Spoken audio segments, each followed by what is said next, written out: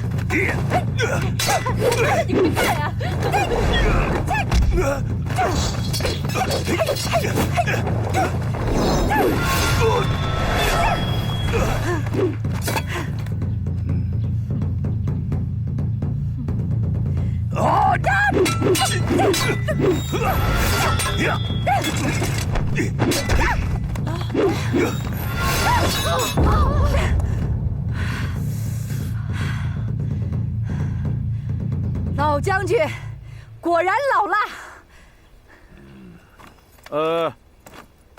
桂英啊，我看不用再比了吧？呼延老将军已经掌握了你的刀法，知己知彼是最起码的常识嘛。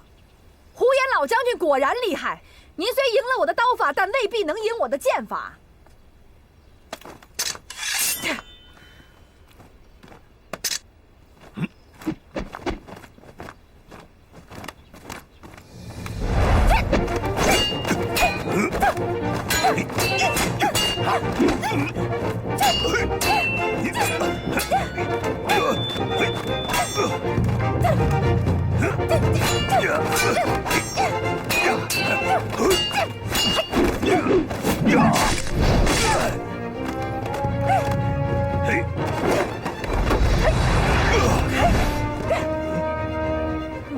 桂英，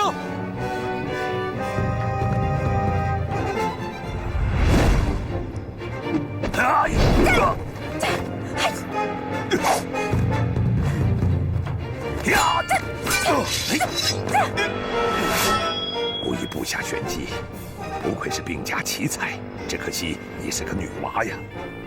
谢呼延老将军，巾帼英雄自古就有，非穆桂英首创。说得好。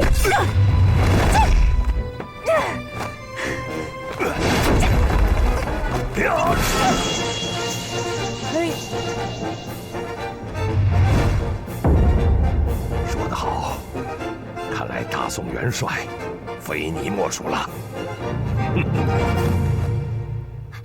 穆国，还不敲锣，快点啊！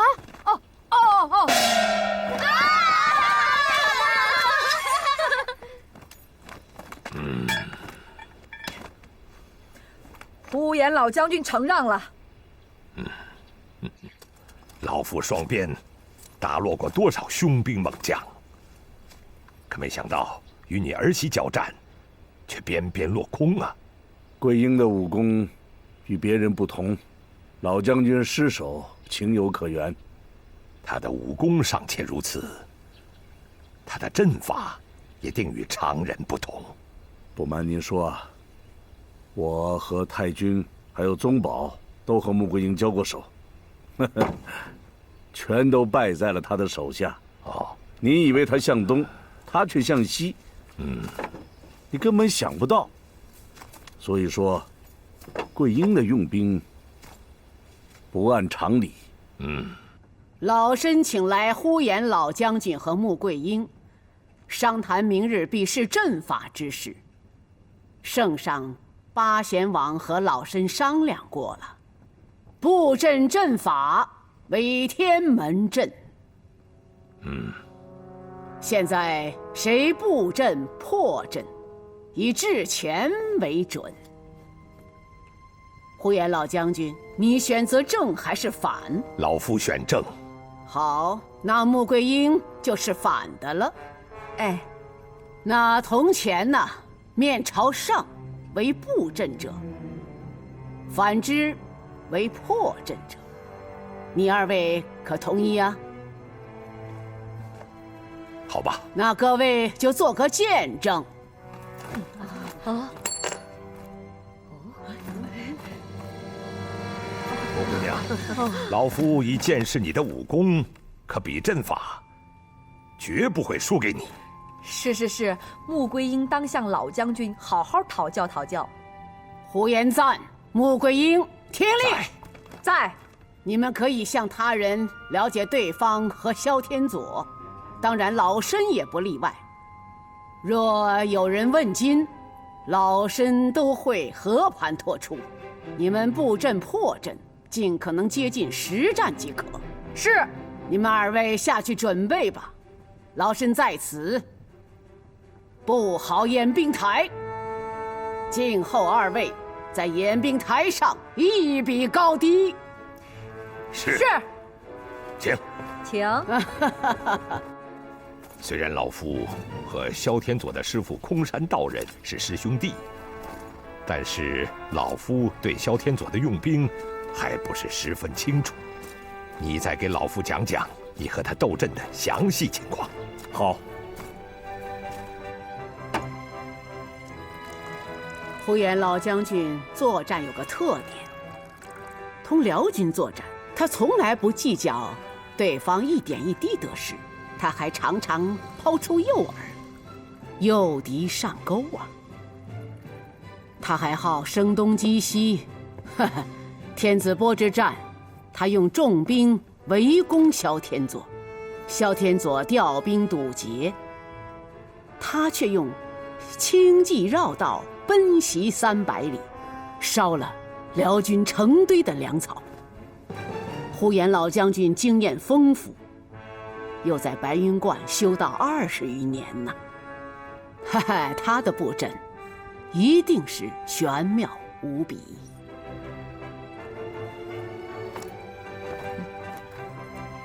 研究呼延老将军的兵法，还不如去了解这个人呢。一个人的排兵布阵，都跟他的身世、个性和经历有关系。所以孙喜想请奶奶多给我讲一讲这呼延老将军平日里的一些事情。我孙喜甚是聪明啊。哎呀，你老别太操心了。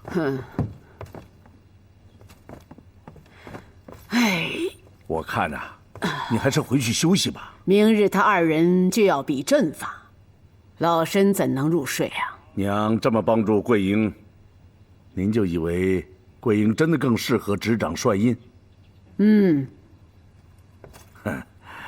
而倒是觉得呼延老将军更为合适些。他不光有边关作战的经验，而且精通阴阳八卦，与萧天佐对阵，那不光是旗鼓相当，应该说是获胜的把握性更大。你别忘了，萧天佐已经研究透了大宋将领的用兵之法。呼延老将军虽有胜算，而桂英他是个新人，萧天佐对桂英是陌生的，而桂英又不按常规去出牌，更有获胜之可能。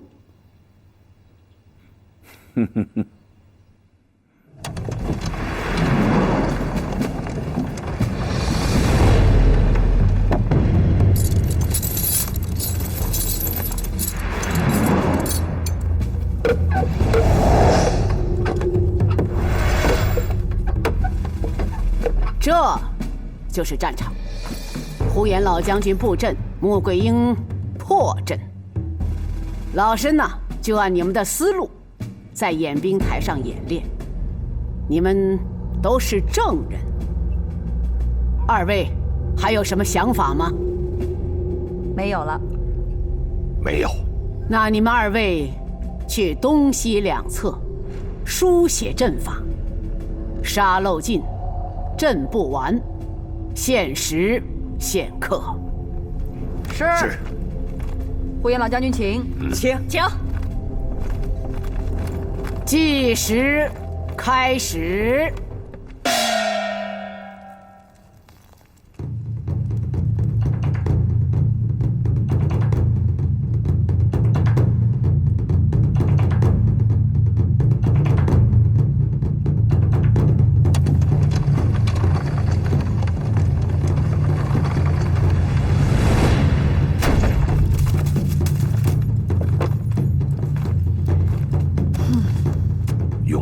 精兵摆出朱雀阵，然后向前推进。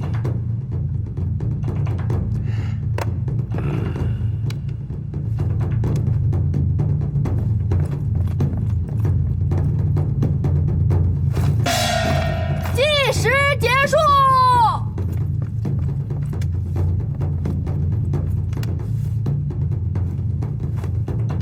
好。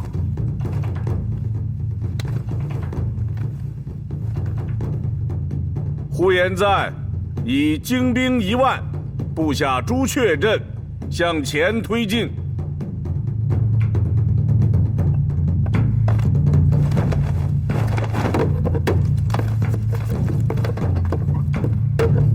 看他用什么阵法。小姐，你看，念。对方以精兵1万布下了朱雀阵，我们应该如何应对？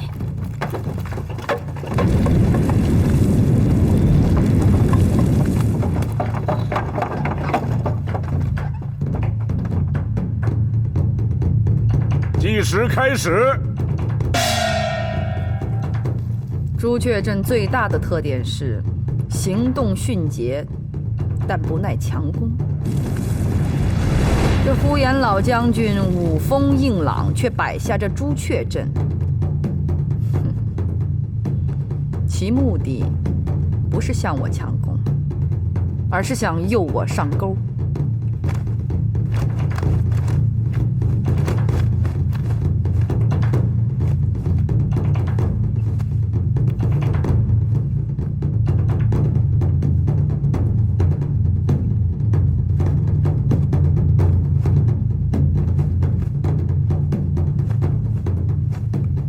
小姐对呼延老将军并不熟悉，为何这么肯定？奶奶跟我讲过呼延老将军的些事。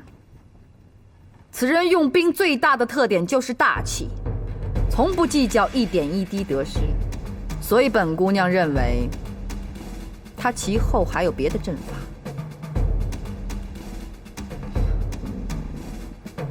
3000人马迎击他，1万人马报仇迂回。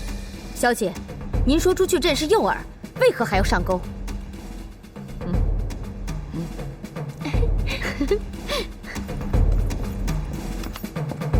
将军，计时结束。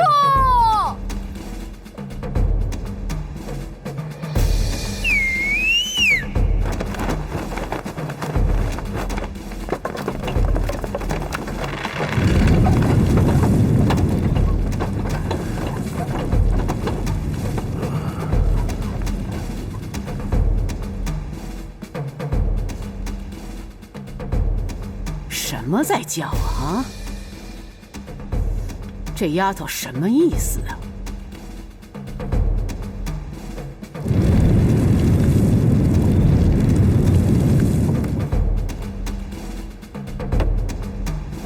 穆桂英到底想干什么？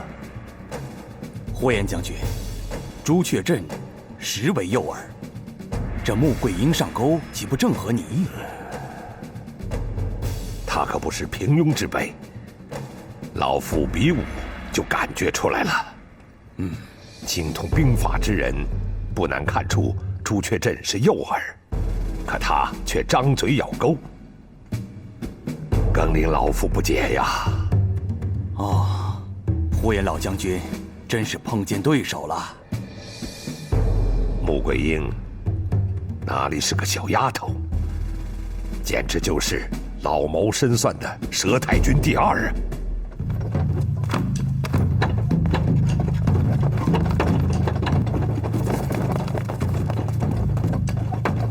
奶奶，呼延老将军抛出诱饵，为什么桂英还要咬钩啊？那是笑而不答。更改阵法，这阵脚便会大乱；不改罢，这1万精兵就白扔了。老夫再冒一次险。先，朱雀阵向前冲杀，然后变成狮虎阵，占领全部阵地。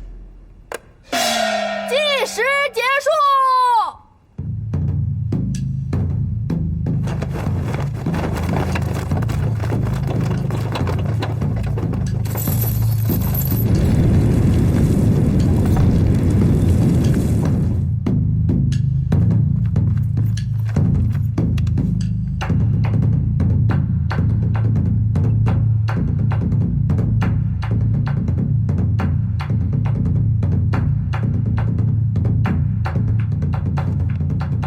兵将，迅速强攻，将朱雀镇分割了，其余的兵将迅速围攻。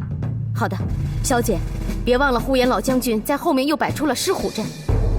狮虎阵是以步兵围城，看似来势凶猛，其实速度并不快。全歼朱雀阵，来到后营，向两侧后退，不但可以避开他的锋锐，还可以形成包围圈。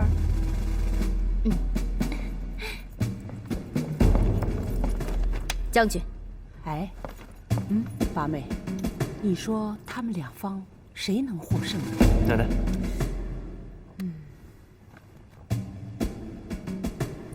哎，三娘，你说呢？谁能胜？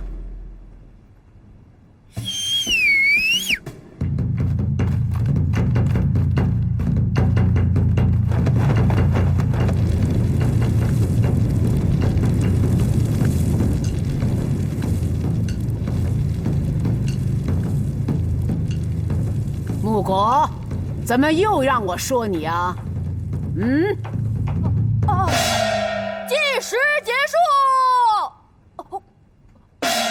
比战结束，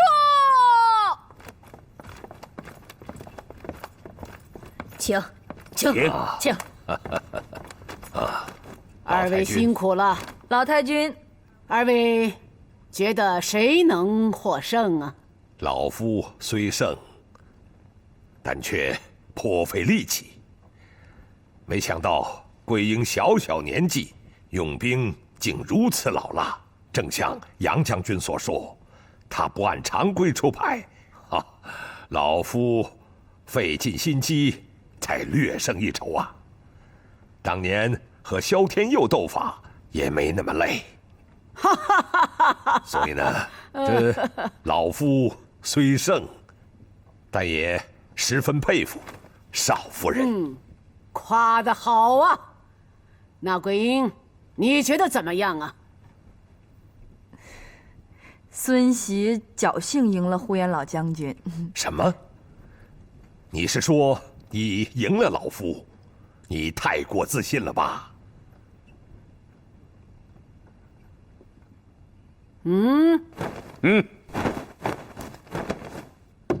开！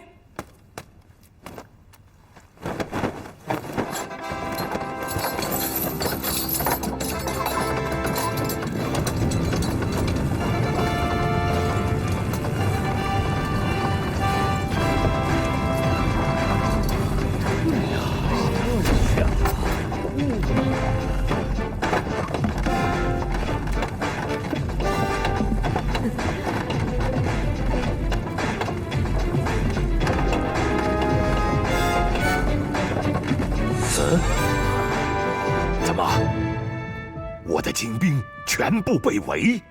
呼延老将军啊，您向对方主动发动攻势，可是穆桂英呢？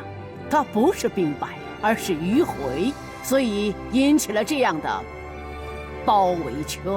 老夫用兵历来以大局为重，没想到小小女子的大局观比我还强呢。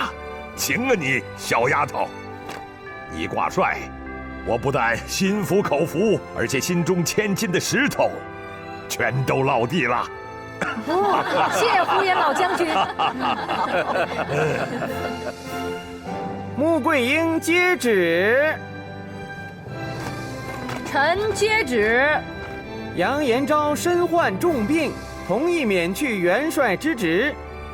由呼延赞，哎呀，错了。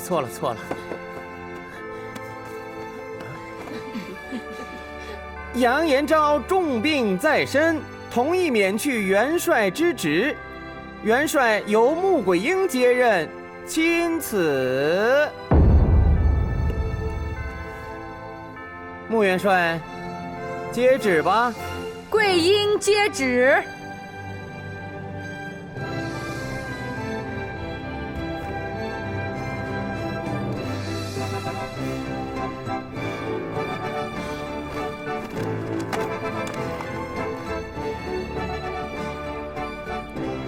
谢圣上。元帅由穆桂英接任，钦此。穆元帅，接旨吧。桂英接旨。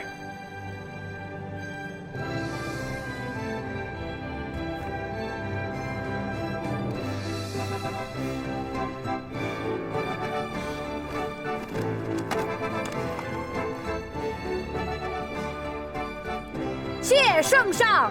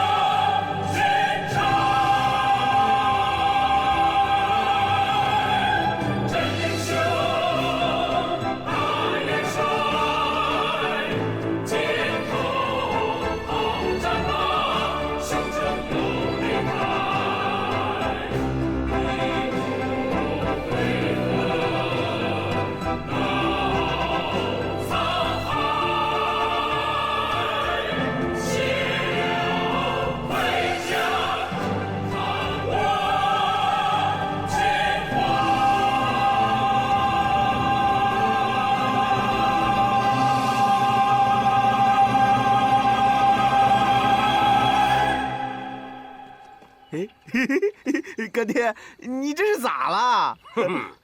今天才叫有喜啦！啥喜？你猜？我猜不出来。我告诉你，小飞哥又捎信儿来了，又打擂了。什么擂呀？比打擂威风。咋回事？咋回事？今天你姐要出大事。啥大事啊？你想想，风萧萧，旗猎猎，茫茫草原之上，崇山峻岭之间，哎呀，红袍铁甲，战马旌旗，了得吗？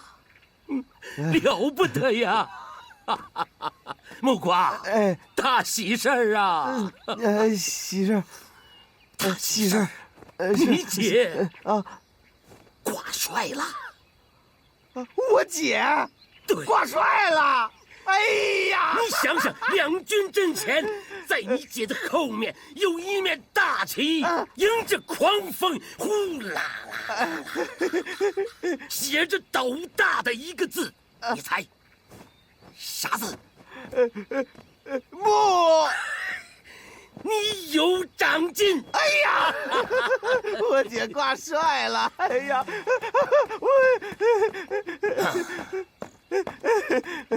我姐挂帅了！木瓜，谁挂帅？我姐！你真傻呀！那叫穆桂英。 挂帅。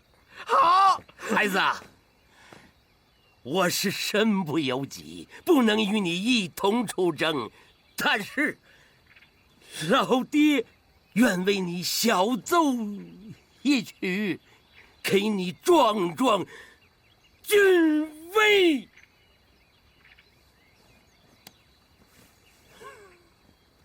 嘿。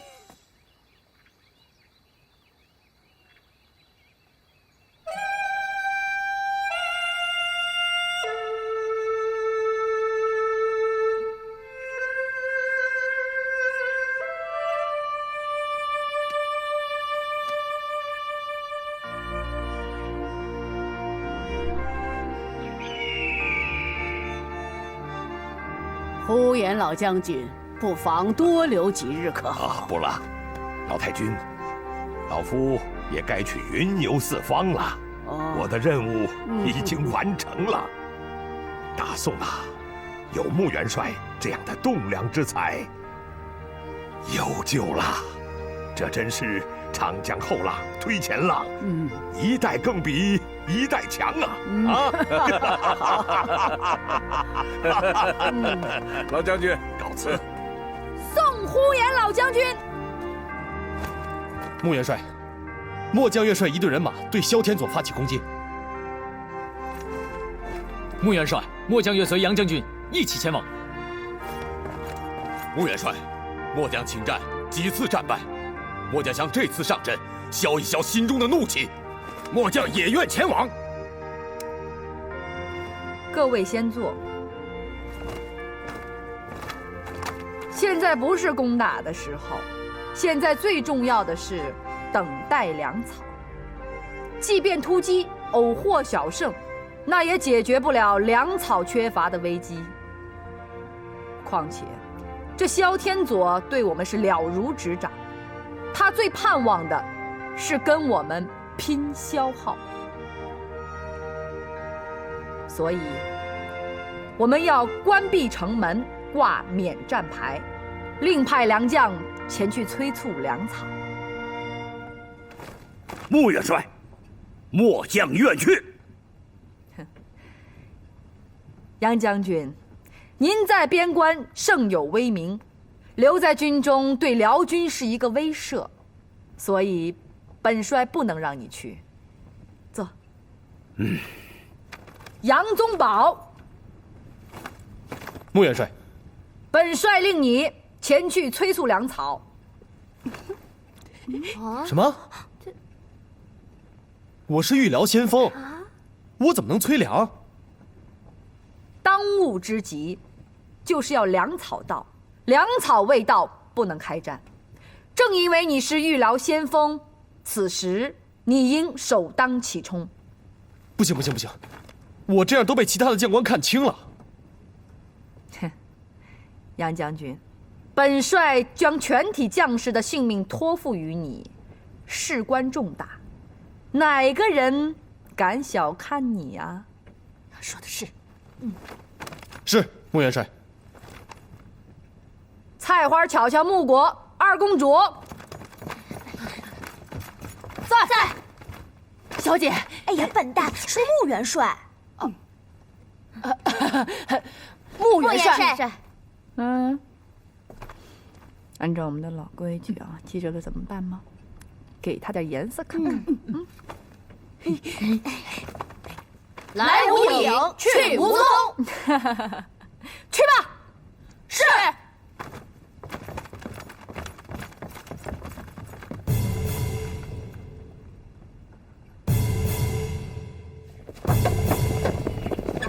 安监军，苏御史，怎么，王监军需要我潘冲效力？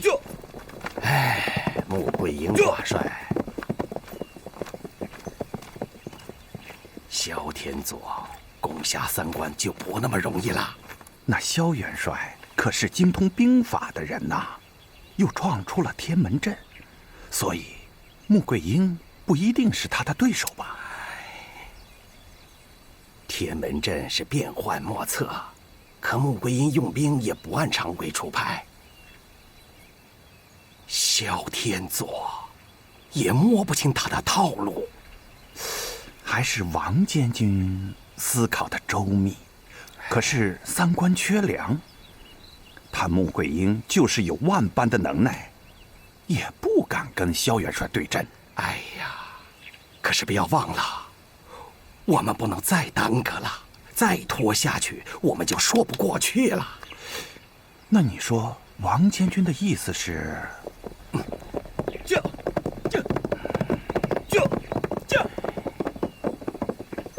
当然，我们不能把粮草交给他们，所以你马上差人去辽营，让萧元帅来劫持粮草。末将明白。告辞。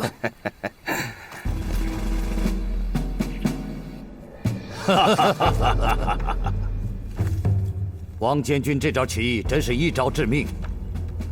只要我们劫了粮草，三关城池，不攻自破。你回去告诉王监军，一切按照他的计划行事。末将遵命。齐乃将军，末将在。本帅命令你，速派兵到平展坡收缴粮草。元帅，收缴粮草派一小将即可，齐乃是前锋，收缴粮草恐怕大材小用啊。收缴粮草可不是你想象那么简单。王庆龙迟迟拖延，穆桂英一定会有所猜忌，他会派重兵监督，你要做好厮杀的准备。末将听命。你身上的疮疥刚建好，却又要日夜盔甲在身了，怕是难好了。没事儿，得了空我就会打开透透气。不行，你必须日夜身穿铠甲。王庆龙迟迟拖延粮草到达时间，我怀疑他跟辽军有勾结。你若放松警惕，必吃大亏。你认定他是内奸？你我初次相识之时，是谁暗中在寨门口点了把火，嫁祸于你？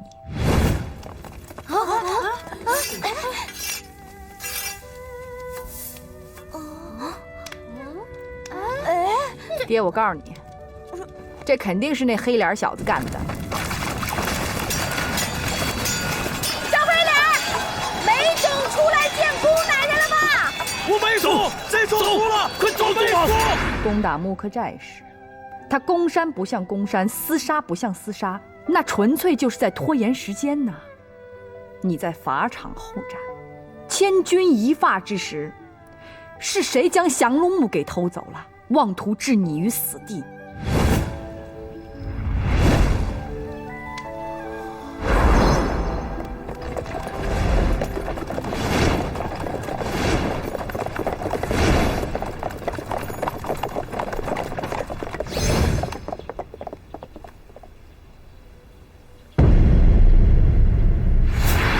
你再想想，那个突然冒出来的田壮士，又是谁让他中了剧毒离奇而死呢？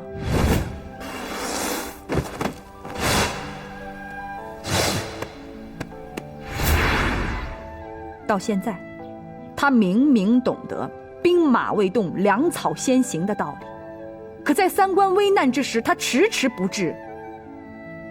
宗保啊，你肩上的这担子不轻啊，为其我，也只好将如此重担托付给你。放心吧。不过，他们惧怕你的武功，所以不会轻举妄动的。我只是怕他们狗急跳墙，对你耍阴谋下毒手。宗保，答应我，切莫将在外，率命有所不受，擅自行动，节外生枝。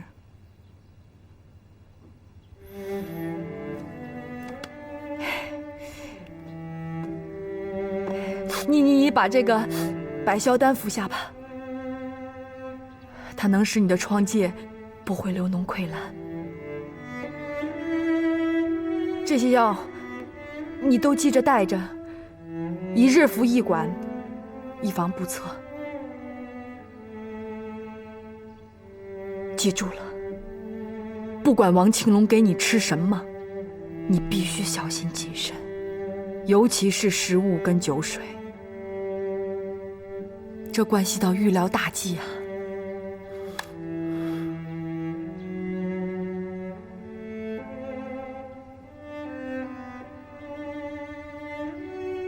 好，保重。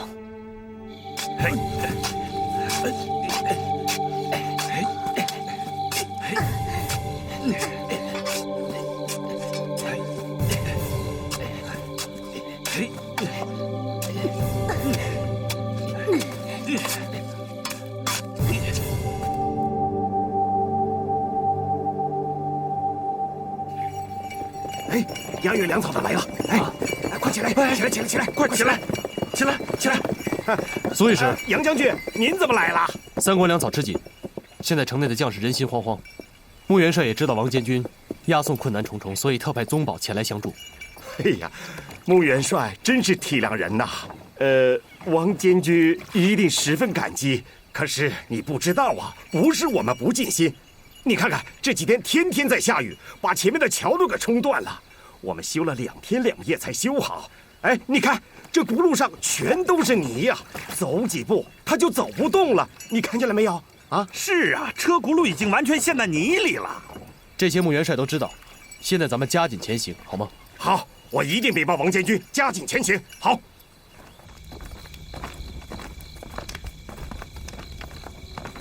穆元帅估计的没错，这个王庆龙确实有通敌嫌疑。就拿今天来说，他们一日只不过走了20里，可我们却走了80里。对。所以我要求你们睡觉的时候要警惕点，而且不能卸甲。杨将军在吗？哈，杨将军还没歇息。哼，本将军习惯晚睡，这不正跟士兵拉拉家常？杨将军和士兵真是情同鱼水呀，怪不得士兵愿跟杨将军冲锋陷阵，末将真是佩服佩服。潘将军，你来有何事啊？王监军让我来看一看，如果杨将军没有休息的话，那么请你到王监军那里一叙。好。请。说这么晚了，什么事儿？少将军，你们都早点休息。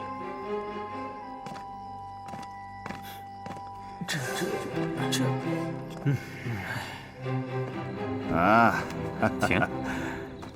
杨将军，王监军，杨将军不辞劳苦前来护送粮草，本监军甚为感动啊！本想路过村寨到酒家犒劳杨将军，可杨将军督促前行，咱们只能在此用简餐冷饮了。来，监军客气，来请。倒酒。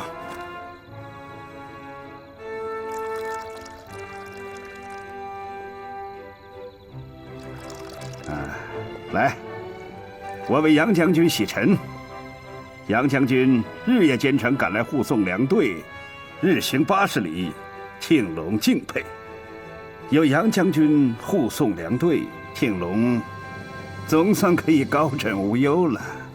来，军务在身，不敢饮酒。杨将军警惕性很高啊，值得本监军效仿。可此处距辽营200余里，再说我已加派了哨兵，杨将军尽可放心的饮酒。那恭敬就不如从命了。来，干！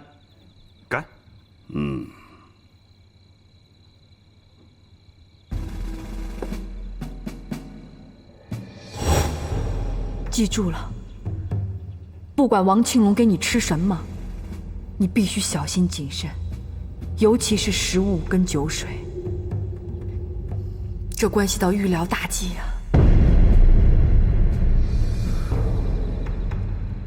啊！杨将军，有句话我不知当讲不当讲。监军请讲。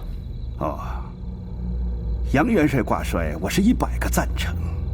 当时有不少大臣反对，我和八贤王是极力推荐。当今大宋已找不出比杨延昭更能辅佐圣上的人，能辅佐杨元帅，庆隆三生有幸。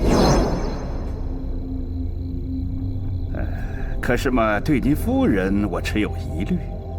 哦，说实在的，她虽然才能过人，但毕竟是女人，自古还没有女人挂帅的先例呀。况且您夫人不，穆元帅还怀有身孕。听说您夫人为了挂帅，不顾府中胎儿，纵马狂奔。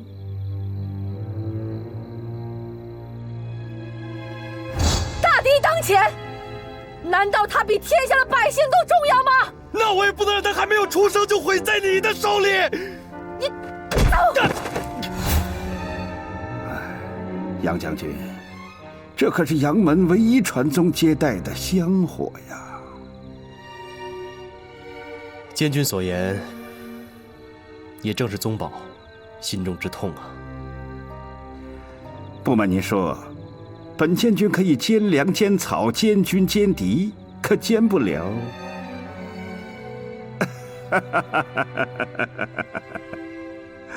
清官难断家务事啊！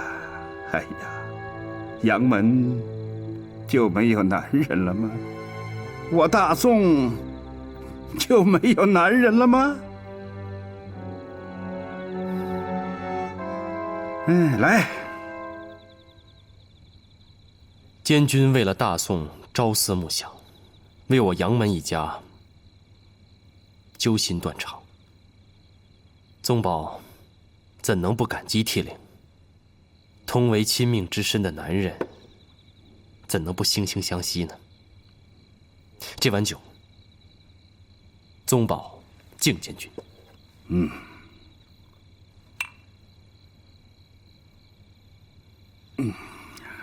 时势造英雄啊！清夜扪心，皓月为证。本监军才知道，当今我大宋唯有您夫人配执帅印。但愿穆元帅挂帅，势如破竹。可我还是持有疑虑呀。监军有话不妨直说。我押运粮草略有耽搁，这不否认。除了天灾，还有人气不顺的原因呢。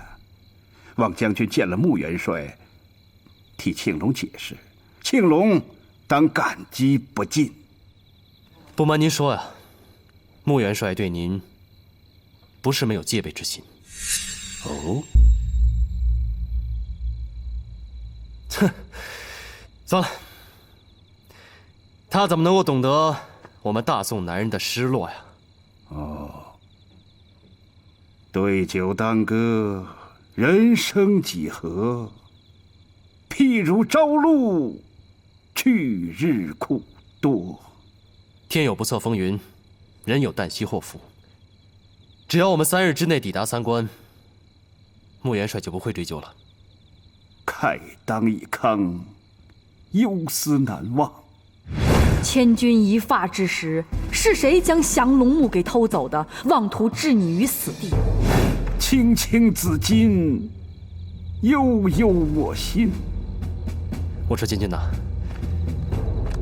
穆元帅还是觉得你有问题。什么问题？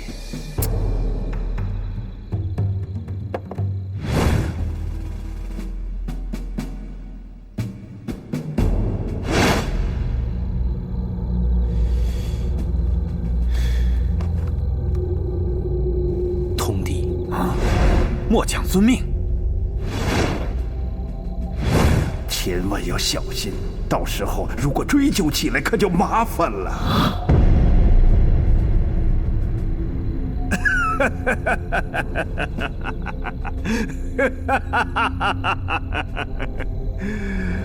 我王庆隆若有二心，天降五雷呀！好，天降五雷，来干！慢！你说我通敌，你就不怕我这酒里有毒吗？我只怕他们狗急跳墙了，对你耍阴谋，下毒手。当然不怕，因为宗保相信监军。监军是大宋的粮草押运官，肩负着圣上和大宋百姓的信任，而且宗保也一直认为监军一定是个忠臣，不会做出如此不义之事，所以监军的酒，宗保一定会喝。好，来，干！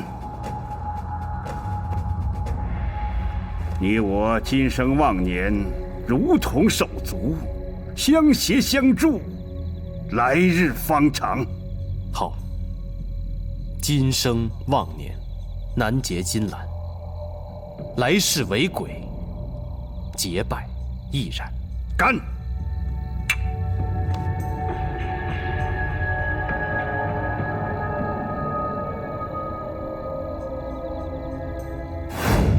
若是杨家能够在我潘冲的手里断子绝孙，我潘冲此生足矣。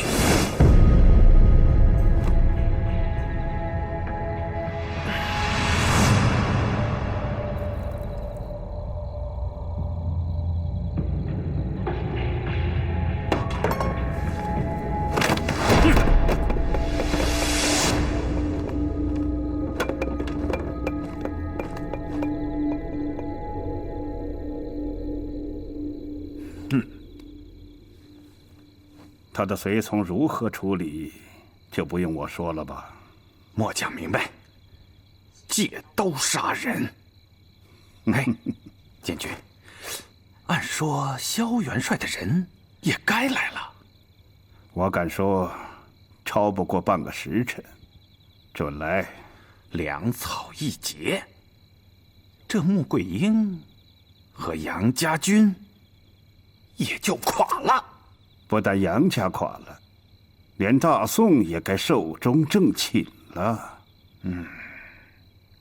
到时候我王庆龙理所当然成了汴梁侯，你也会担当重任。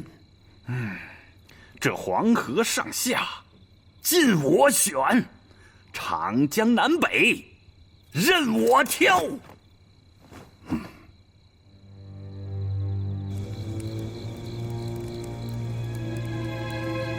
杨将军孤身一人太危险了，不如我们去看看。我觉得也是。兄弟们还没睡啊？唉，杨将军喝多了酒，我让人去抬他，可他不依，非让你们去。走吧。走。走。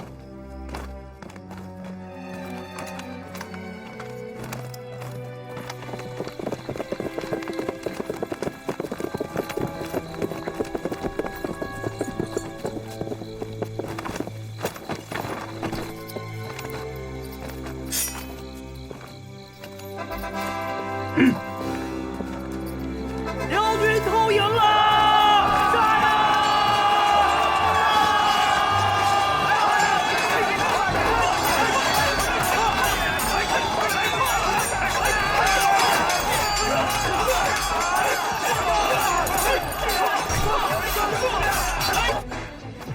监军英明，萧元帅的人果真来了。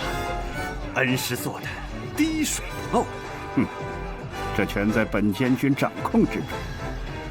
只是希望他们按商定的计划办，别劫走全部粮草，要不本监军的计谋就容易被人识破了。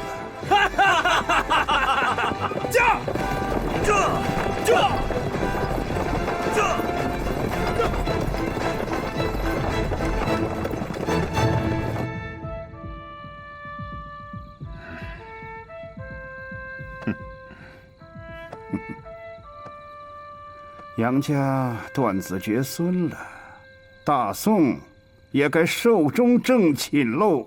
恩师你只不过是略施个小计，一个小小的黄毛小子，敢跟监军抗衡？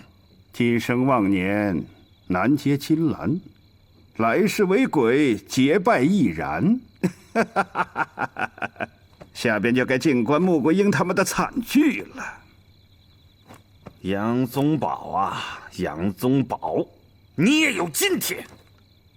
我潘冲恨不得把你捅成马腹木！捅，你捅吧，捅完了你再高声宣布，杨宗保是我王庆龙害死的。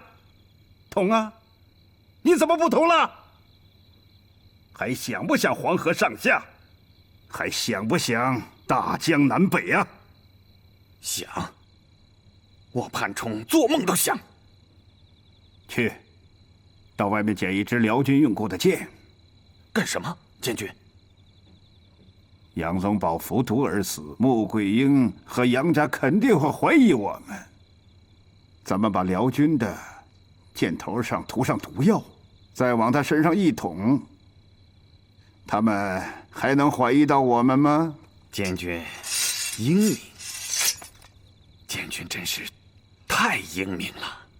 哼哼，雕虫小技不值一提，这比诸葛孔明还相差甚远呢。旋风回来了！旋风回来了！旋风回来了！回来了！旋风回来了！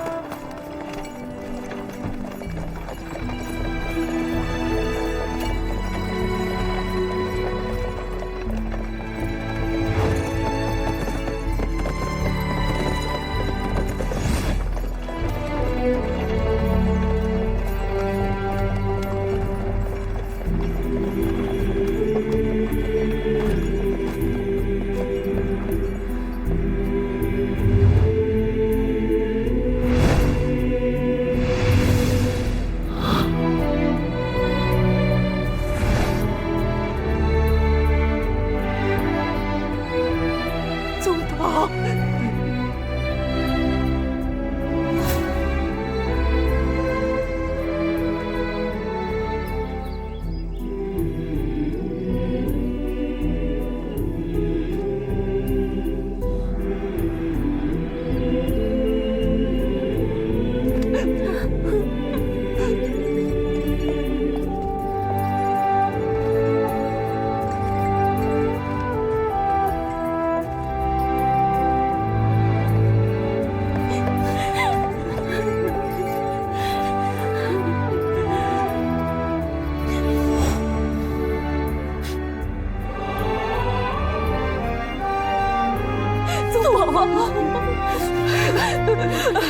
保，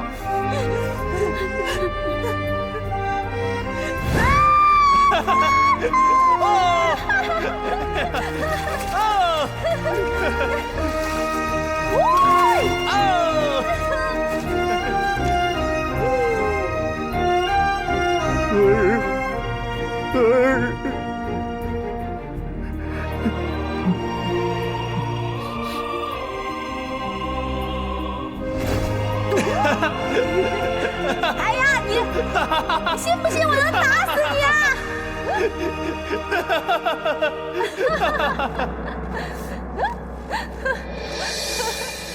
咦，你看我给你采一个新的出来。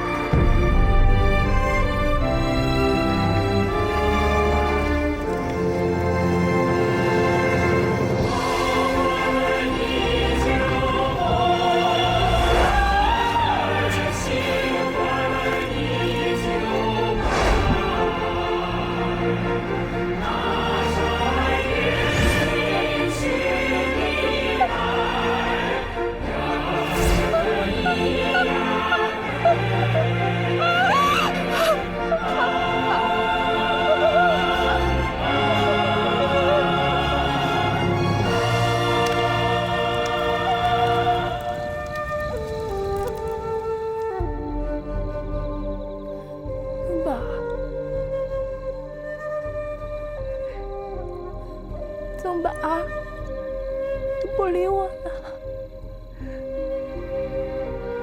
我是你的桂英啊，你倒是睁眼看看我，你倒是睁眼看看我呀！你看看我！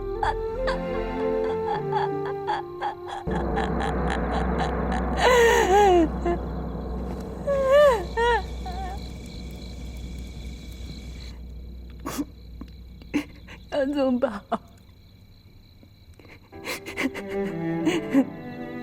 桂英现在抱着你呢，你不是最喜欢桂英抱着你吗？你倒是说话呀！你倒是说话呀！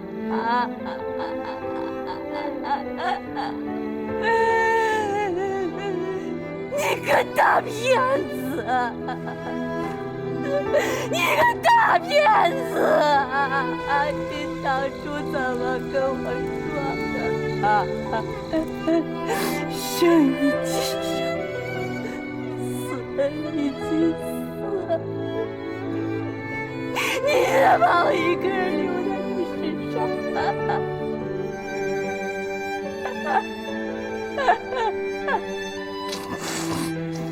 你不要我了，你不要你的桂英了，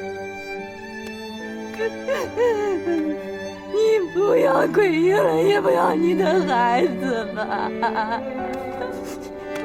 你嬷嬷，嬷嬷，嬷嬷，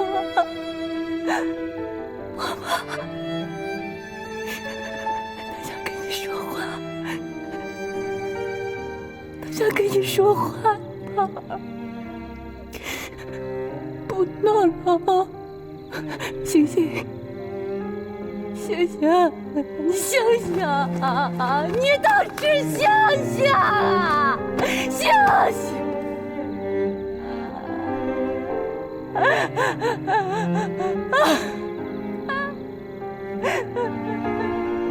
醒醒！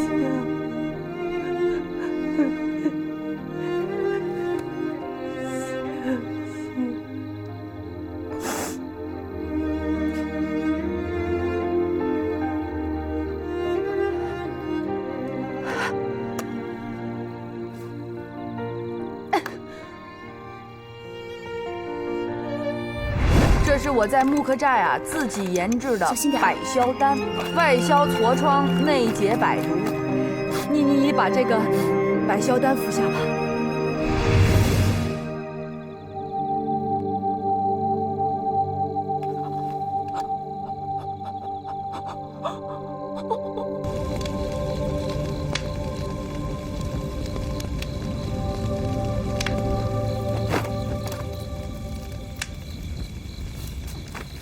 宗宝，一路走好。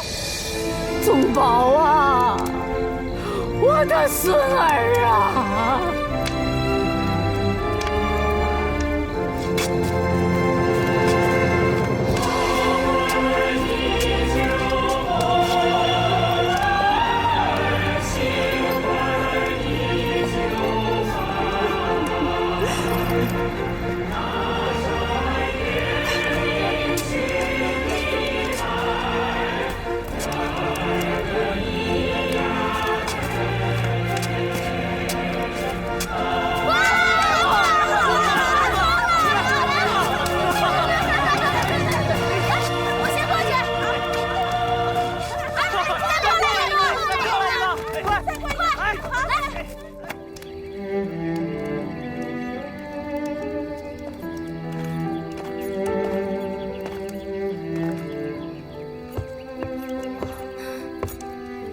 穆元帅，穆桂英有请老太君回帐。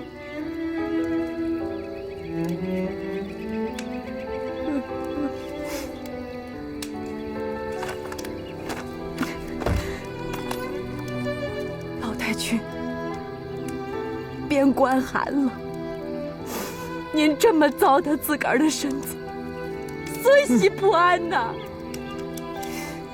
请老太君回帐。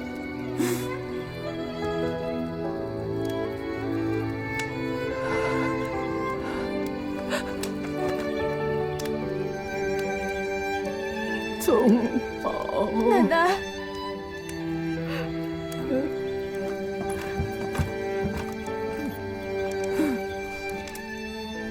奶奶，您不必伤心。桂英向您保证，过不了几日，您就能见到您的孙儿了。